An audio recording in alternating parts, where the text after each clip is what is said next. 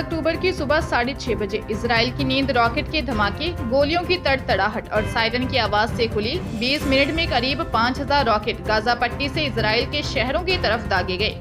ऐसे रॉकेट हमले रोकने के लिए बना इजराइल का आयरन डोम बेअसर साबित हुआ। इजराइल की मशहूर खुफिया एजेंसी मोसाद को भी पहले से कोई भनक नहीं लगी। गाजा और इजराइल के बीच की सीमा पर मजबूत बाड़बंदी है, जहां दीवारों के ऊपर कंटीले तार, कैमरे और ग्राउंड मोशन सेंसर लगे हैं और सेना की लगातार गश्त होती है। 7 अक्टूबर की सुबह इस बाड़बंदी को भी बुलडोजर से ढहा दिया और तारों को काट दिया गया। जमीन के रास्ते पिकअप ट्रक, कार और बाइक से, समंदर के रास्ते स्पीड बोट से और आसमान के रास्ते पैराग्लाइडर के सहारे लड़ाके इजराइल में घुस गए। उन्होंने सैनिकों को मारा, आम नागरिकों का कत्लेआम किया, महिलाओं को निर्वस्त्र कर घुमाया और कई लोगों को पकड़कर गाजा ले गए। इजराइल को झकझोरने वाले ये लड़ाके हमास के थे।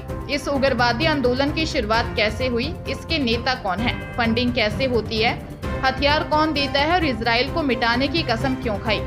अब जानेंगे इस पूरी कहानी के बारे में। 75 साल पहले बना इजराइल। मौजूदा कहानी की शुरुआत 20वीं सदी से होती है, जब यूरोप में यहूदियों को निशाना बनाया जा रहा था। भूमध्य सागर और जॉर्डन नदी के बीच एक इलाका फिलिस्तीन था। ये मुसलमान, यहूदी और ईसाई तीनों धर्मों के लिए पवित्र जगह मानी जाती थी।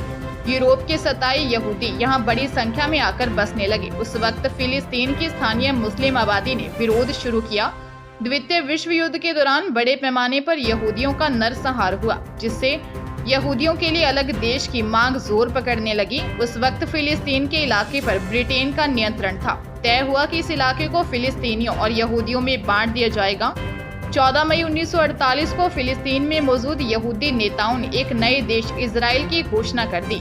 इजराइल बनने के अगले ही दिन मिस्र, जॉर्डन, सीरिया और इराक ने इस पर हमला कर दिया। इससे यहूदियों का स्वतंत्रता संग्राम भी कहते हैं। इजरायली फोर्सेस ने करीब 7.50 लाख फिलिस्तीनियों को बेदखल कर दिया और उन्हें पड़ोसी देशों में पनाह लेनी पड़ी। इस जंग के बाद फिलिस्तीन का ज्यादातर हिस्सा इजराइल के कब्जे में आ गया। 1949 में एक आर्मिस्टाइज रेखा खींची गई, जिसमें फिलिस्तीन के 2 क्षेत्र बने, वेस्ट बैंक और गाजा पट्टी। यरूशलेम को 2 हिस्सों में बांटा जाता है। वेस्ट हिस्सा इजराइल के कंट्रोल में और ईस्ट पर फिलिस्तीन का कंट्रोल रहा। यरूशलेम को दोनों पक्ष अपनी राजधानी बताते हैं। 1970 के दशक में फिलिस्तीन के हक की आवाजें उठने लगी। यासिर अराफात की अगुवाई वाले फतह जैसे संगठनों ने फिलिस्तीन लिबरेशन ऑर्गेनाइजेशन यानी PLO बनाया। PLO ने इजराइल पर कई हमले किए। इजराइल के दूतावासों, खिलाड़ियों और उसके हवाई जहाजों को भी निशाना बनाया गया। करीब 2 दशक तक हमले चलते रहे। 1993 में PLO नेता यासिर अराफात और इजराइल के प्रधानमंत्री इत्जाक राबिन ने एक करार पर दस्तखत किए, जिसे ओस्लो शांति समझौता कहते हैं। इसके तहत PLO ने हिंसा और चरमपंथ का रास्ता छोड़ने का वादा किया। इजराइल ने भी शांति का वादा किया। इस समझौते के बाद फिलिस्तीन नेशनल अथॉरिटी का गठन हुआ, जो अंतर्राष्ट्रीय मंचों पर फिलिस्तीनी लोगों की नुमाइंदगी करता है। हालांकि फिलिस्तीनियों के इस उग्रवादी संगठन को ये समझौता मंजूर नहीं था। उस संगठन का नाम था हमास।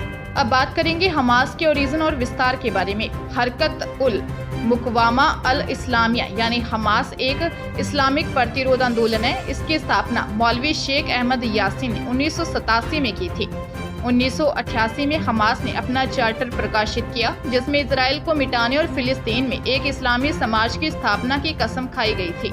हमास ने पहली बार आत्मघाती बम विस्फोट ओस्लो समझौते के 5 महीने पहले अप्रैल 1993 में किया था। हमास ने इस समझौतों की निंदा की।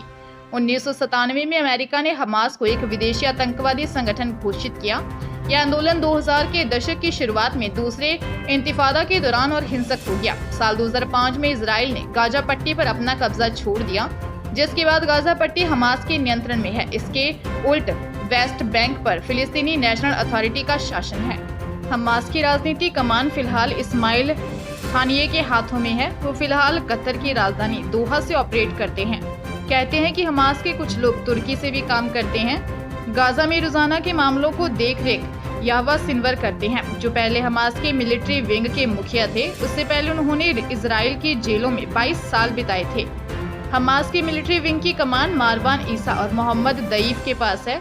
इस मिलिशिया के फाउंडर साले सेहादे को इजरायली सेना ने 2002 में मार गिराया था। 2004 में इजराइल ने हमास के संस्थापक यासीन को मार दिया। सालिउल अरूही फिलहाल हमास के लेबनान ब्रांच और वेस्ट बैंक की लीडरशिप करते हैं। मिशाल के पास डायस्पोरा ऑफिस और सलामी कटवी को कैद में हमास के सदस्यों के मामलों के लिए चुना गया है।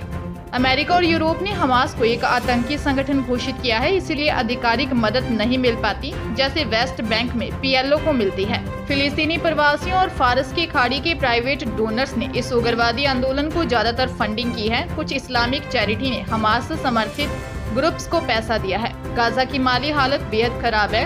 गाजा में रहने वाले फिलिस्तीनियों की जिंदगी अंतर्राष्ट्रीय मदद पर निर्भर है। ये मदद आमतौर पर संयुक्त राष्ट्र एजेंसियों के जरिए गाजा तक पहुंचती है। इस वक्त हमास के सबसे बड़े मददगारों में ईरान शामिल है। वो पैसा, हथियार और ट्रेनिंग सब दे रहा है। एक अनुमान के मुताबिक ईरान हमास को सालाना करीब $100 मिलियन यानी करीब 830 करोड़ रुपए की मदद देता है। 2002 में राष्ट्रपति रेसिप तैयब एर्दोगन के सत्ता में आने के बाद से तुर्की हमास का एक कट्टर समर्थक और इजराइल का आलोचक रहा है। तुर्की केवल राजनीतिक रूप से हमास का समर्थन करने की बात करता है, लेकिन उस पर हमास के उग्रवाद को भी फंडिंग करने का आरोप लगाया जाता है।